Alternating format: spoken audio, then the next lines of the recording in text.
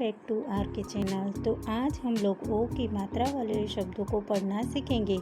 तो ओ की जो मात्रा है वो वर्ण के आगे खड़ी फाई और तिरछी रेखा के रूप में लगती है। जैसे इधर है वो, तो ओ की मात्रा तो क्या हो जाएगा वो। आगे हम कुछ शब्द पढ़ेंगे। जैसे इधर है र, ओ की मात्रा रोटी रोटी। म, ओ की मात्रा मोर मोर। क, ओ की मात्रा कोट कोट। ग, ओ की मात्रा गोपी गोपी। ट, ओ की मात्रा टोपी टोपी। ध, ओ की मात्रा धोती धोती।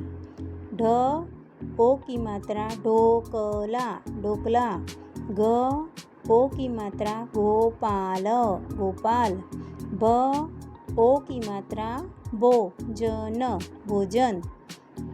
य, ओ की मात्रा योजना योजना।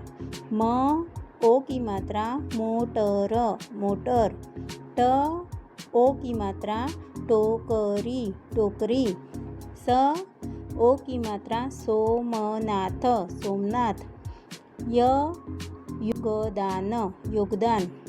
आगे जो शब्द दिया हुआ है उसमें ओ जो है वो क्या है, स्वर है। तो उसका उच्चारण कैसे होगा, ओम पाल ओमपाल। ज, ओ की मात्रा क्या हो जाएगा, जोरदार जोरदार। स, ओ की मात्रा सोमवार सोमवार।